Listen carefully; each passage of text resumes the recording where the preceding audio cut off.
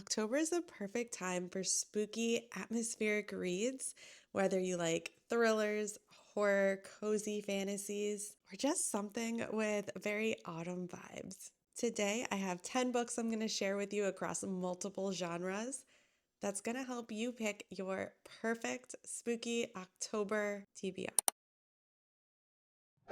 In this stack, I have a mix of a little bit of everything.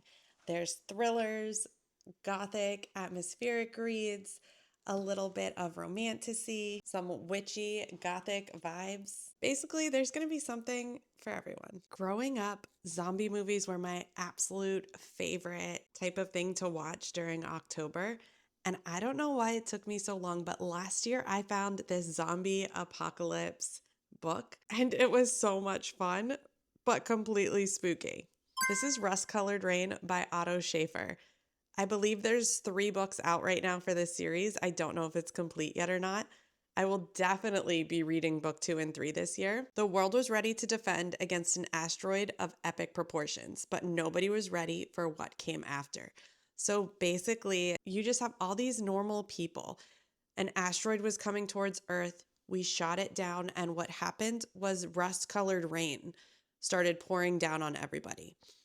At first, things were great until the rust-colored rain started affecting people in an absolutely crazy way. And now we've got zombies, but not just any type of zombies. Like, these zombies are ridiculously scary to me. They're not your slow, shuffling along Walking Dead zombies. These are zombies that are like intelligent, can smell you type of zombies. So creepy. I was on the edge of my seat this entire book. First, their eyes bleed, a ravenous hunger consumes them, their sanity breaks, then they become the undead.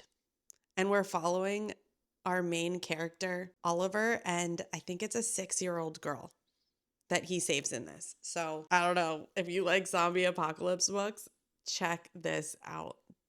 Highly recommend.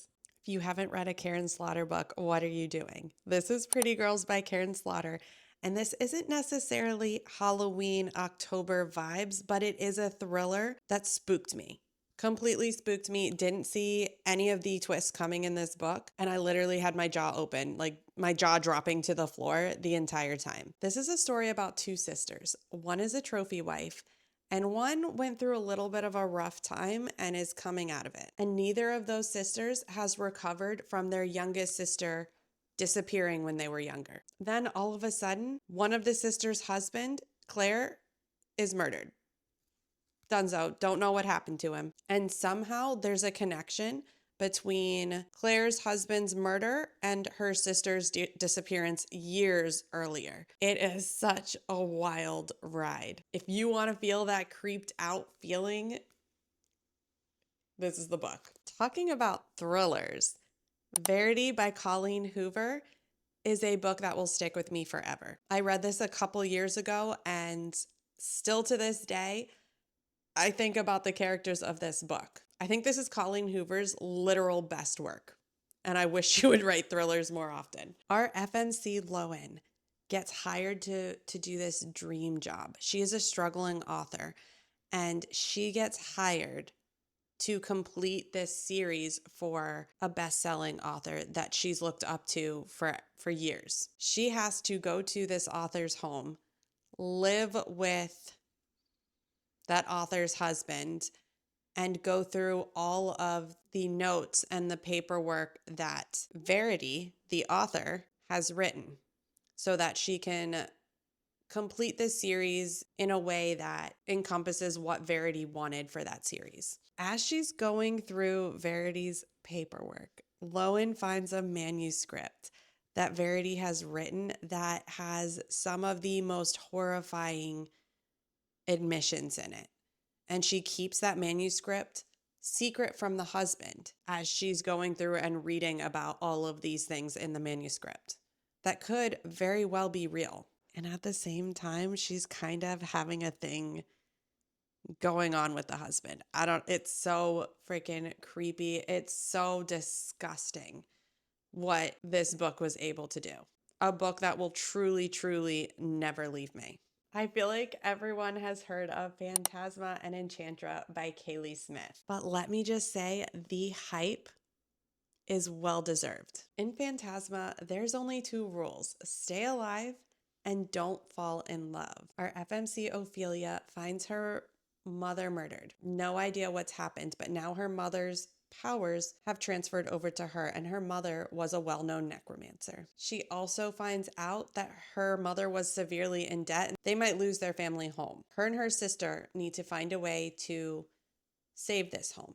Ophelia finds out that her sister enters herself into Phantasma, which is essentially like a haunted house. It's a competition that kind of all of the trials depict different levels of hell, and people rarely survive these trials. If you do win, you get a wish granted to you. When Ophelia realizes that her sister has signed up for this competition, she decides to go in there, make sure her sister lives, and win the competition herself so her sister doesn't have to. And that is where we meet our MMC Blackwell, one of the best MMCs ever. This is such a fun book. It's fun, but it gives you those atmospheric gothic vibes at the same time and keeps you guessing while you're reading it. Book 2 is Enchantra. These are both standalones, so you do not need to read them in order, but I think you still should.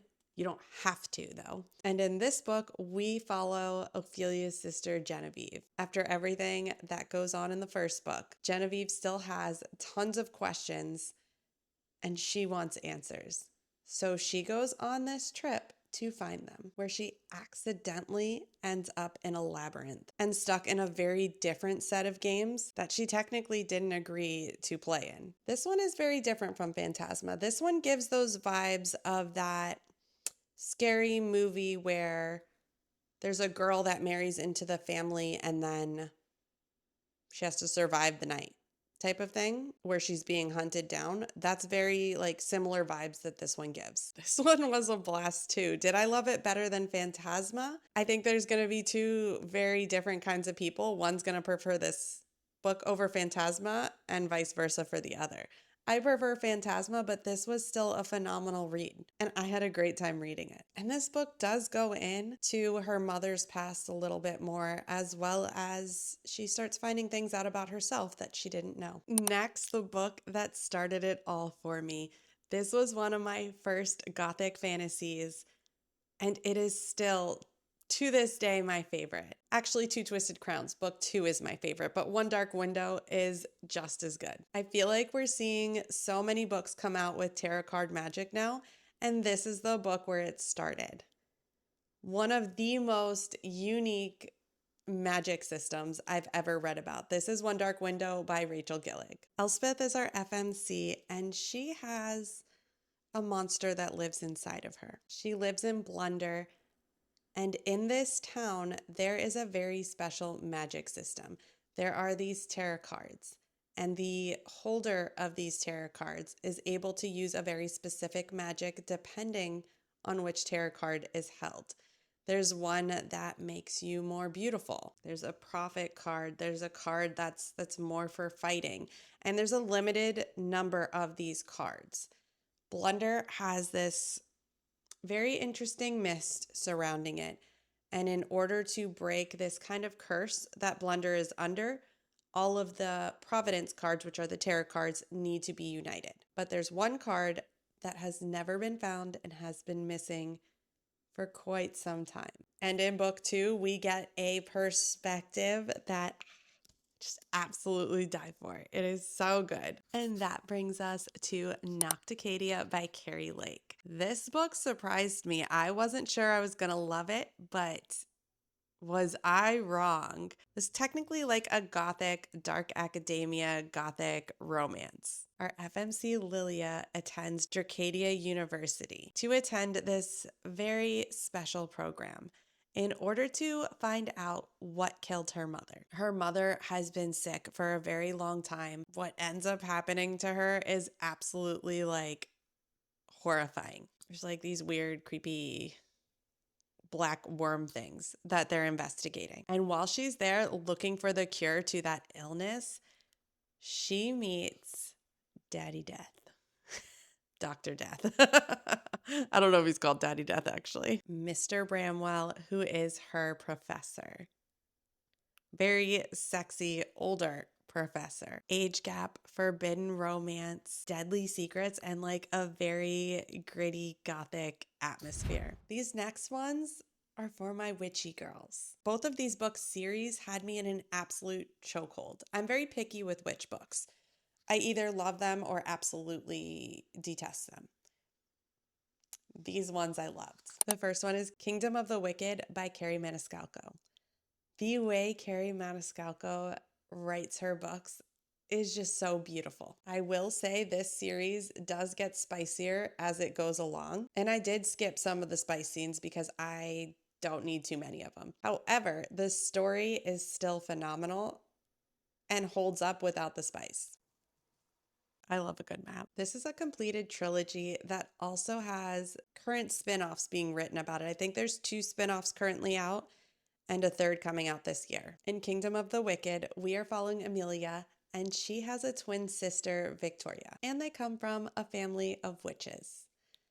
One night, Victoria does not come home for dinner, and Amelia finds her sister horribly murdered, literally desecrated. So Amelia decides she is going to find out what happened to her sister and hunt down whoever did it to her. As things progress, Amelia meets Wrath, one of the wicked, and a prince of hell. Let's just say things are never as they seem in this book. Like I said, this is a completed trilogy, so you do need to read all 3 to find out exactly what's going on. However, it is so good. I flew through all 3 of these books. And then we have The Witch Collector. This doesn't really have gothic vibes, but it does have a witch and a witch hunter.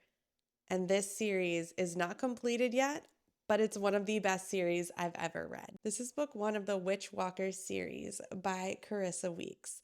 I believe the next book in the series comes out next year, but currently we have book 1, book 2, and a novella, and book 3 hopefully I get very soon because I need to know what happens. Every harvest moon, a witch collector comes into their valley, and the witch collector picks one of their people to take home to the Frost King, and they never see the people that are taken ever again. One year, our FMC sister is taken, and she is determined to find out what happened to her sister and to kill the witch collector that took her. But this year at the harvest moon, the witch collector comes and he chooses our FMC Raina Bloodgood. What I find so intriguing about this book is that our FMC Raina doesn't speak. She is a witch that is not able to speak her spells. So it is very interesting, 1, how she communicates, 2, how she's able to do her spells when normally people need their voice to do them. All I'm going to say is something else starts unfolding, and now she must put aside her feelings of and want of revenge against this witch collector and work with him because he might be the only one that can help her or save her from what's going on. So stinking good. So good. And last but not least, if you just need something short and quick and witchy that you want to get you kind of into that October mood, when I'm talking short, like this is short. It's like 120 pages. This is A Witchy Situation by Bella Pursell. And it's just a cute, kind of more cozier book, kind of YA. I don't know if it's officially YA, but it reads a little YA. Halloween, special abilities, best friends, and a mortal threat. What can go wrong? We're following 2 best friends, Nova and Ezra, who have been friends their entire life. In their world, all witches and wizards have a very unique power, and they are outcasts in that world. And our 2 best friends find themselves in the middle of complete chaos when these old enemies resurface and threaten their families and way of life. And honestly, for being such a cute book, did I want more of it? Yes, I wish it was a little longer, but it still kind of gets you in that mood for spooky season, but in a cozier way. And it's just a cute book. Thank you guys so much for hanging out with me. I hope you were able to find at least one book that you are going to put on your October TBR.